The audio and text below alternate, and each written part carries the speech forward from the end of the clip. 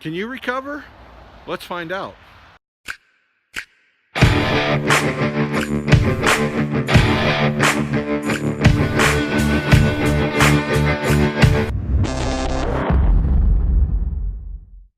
Recovery gear. It's very important. You need to be able to recover yourself when you're traveling, whether you're traveling in the desert, whether you're traveling in the backcountry or the deep woods, down a Forest Service road. You need to be able to self-recover or even help somebody else that may need to be recovered. So I'm not a big gear guy. Let me apologize for the background noise. I'm right next to the highway, so it might get a little noisy, but I hope you'll be able to get the gist and understand what I'm saying in this video.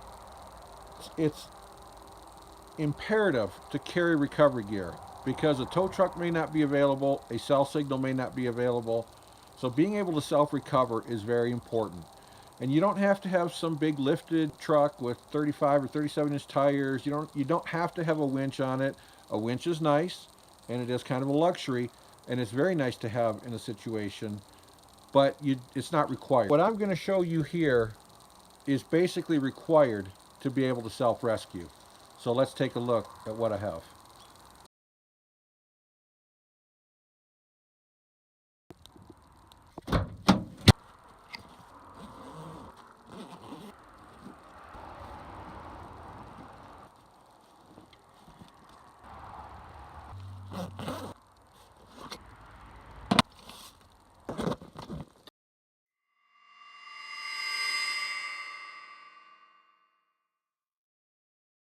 This video is specifically about the gear, not so much how to use it. I'll show you that in another video, but this video is probably going to go pretty in depth about the gear, why I have what I have, and everything that's here I have used, and I've used more than once.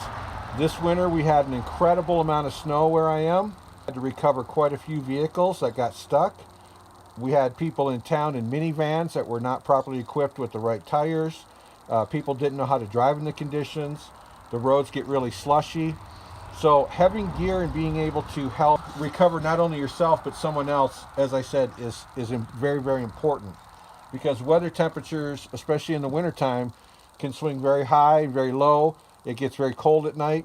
In the desert, it can get warm in the during the daytime and get very cold at night, or in the summer it can get extremely hot during the day and cool off at night. So people that get stuck, even if it's yourself, you can't be sitting around maybe trying to call for a tow truck or trying to call your roadside assistance. Some of the areas where you go, you may not even be able to get a tow truck, or it may be very, very cost prohibitive. It may be so expensive that you can't afford to have a tow truck come out. This gear, while together it costs a lot, if you add a piece, every couple weeks or a month, every month or every couple months, you can build up a kit like this in no time, and you can have everything you need to self-recover or to help somebody else to recover. And this gear also, you can find pawn shops or secondhand stores, people that have traded it in. I recommend just about everything I have here.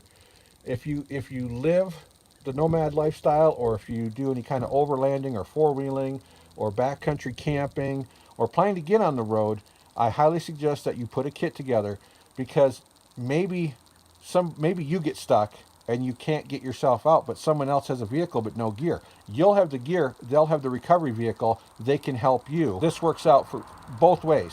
For you to self-recover, for you to recover someone else, and if you can't self-recover, but someone can help you recover, you have the gear ready to go. One of the very first things is to have some kind of gloves, and I like these gloves that have the rubber coating and the cotton back. They're breathable, so they're good in summer.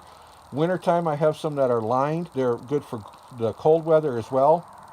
But gloves is one thing. I keep these in my bag, which I have stationed over here. It's just a heavy-duty duffel bag that I got from a secondhand store, and it holds just about everything I have here perfectly, and I don't need any more than just that bag to self-recover or to recover someone else. Let me put this caveat. There are a few pieces that I'm adding into my recovery bag to make it easier to recover other vehicles. Those I have on order, and when they get here, I'll do an update on those pieces that I'm adding into my kit. They don't take up a lot of room, you have to understand that I've been off-roading and four-wheeling since I've been 16 years old. The first thing I went out and bought was a tow chain, and I've had that tow chain for a long time, and I'll show you that coming up. As time went on and things progressed, then we got into these tow straps. My truck at the time was just a Jeep Cherokee, so I didn't need these big heavy-duty straps. When you're gonna buy a strap, buy the biggest strap that you can buy for the heaviest payload that you can get. There may be times that you get so bogged down that a little strap like this will stretch and snap. You can double them up, like the two of these together, but I seriously recommend investing in one big heavy-duty strap to begin with, and then you can add on from there. A strap is just, it's absolutely what you need for any kind of recovery of yourself or anybody else. You can't be too big, but you can be too small and undersized. Oversized is better than undersized. Now, that being said, you're going to probably ask, well, if you have these big straps, why do you carry the little ones? Well, if I'm recovering a vehicle like a Volkswagen Passat, or some kind of a small sedan or hatchback or something of that nature, then I will just pull out these smaller straps and help to recover it. But anything other, like an SUV that might be loaded with people or loaded with luggage that are traveling, I'm going to my big straps. Why do I have so many? Well, this is a 30-foot strap. This is a 4-inch wide, 30-foot long, and it will pull 30,000 pounds. It has a 30,000 pound weight capacity for pulling. This one here is a little bit shorter. This is roughly about a 10-foot strap. It is the 4-inch width. And this, I picked this up, actually you can see right here, $15. I picked it up at a pawn shop. And this strap here does a couple of things. Maybe I'm too short with the 30-foot. Maybe I need to go the extra 10 foot, so I need to go 40 foot. So I have that extra 10 foot. This will also wrap around a tree that I can use as a recovery point so it doesn't damage the tree. And I'll show you what I mean about that in a little while. When you have multiple straps, you need a way to connect them. You don't ever want to run loop for loop. When they get pulled together, they're a bear to get apart. And I've seen straps that have become damaged from doing this. So then what you need is something like this called a shackle. And shackles, where's my pliers? I keep these tightened in here when I'm not using them so that they don't fall out. That's why I keep a pair of channel locks handy. With a shackle, you take one end of the strap, the other end of the strap, you put this in here, tighten it down, but you don't want to tighten it all the way. You want it just finger tight. Then you have a way of connecting two straps together that's safe, secure. These are extremely, extremely heavy duty shackles, and I got these from an Army surplus store, and you can see right here I paid $12 a piece for them. You can buy them on Amazon, you can buy them a lot of places. What I recommend, as I said, get the biggest strap you can, and they do have some 6-inch straps now, but I have found for everything that I'm going to pull a 4-inch strap. I've pulled a 5-ton military vehicle with a 4-inch strap without any problem. Same thing with the shackles. Get the biggest shackles that you can get. The bigger, the better. I get these big ones, and I don't have to worry about them breaking. These are rated at about 22,500 pounds a piece. Now for smaller vehicles, I have a little smaller shackle, which I can use with the smaller straps. And with this one, I have a pin, a hitch pin that goes through here. Pull this cotter pin out. And again, I can slide the strap in, put this through, and there's a little bit of play in here, and that's okay, because when you're under tension, you're going to be pulling with steady force. A 1/2-inch hitch pin will hold just fine. This doesn't quite fit a 5/8, and you don't want to ream this out because it'll weaken the steel, so you don't want to put anything bigger. So a 1/2-inch hitch pin with this cotter pin. I've used this numerous times pulling out small vehicles, small SUVs, small sedans, that kind of thing. They work perfect. This is a military double shackle here, so you can attach 2 ropes to it.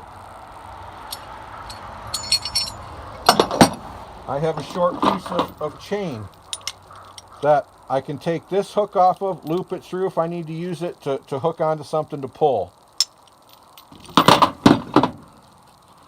I have an extra hook here for small, doing small pulling.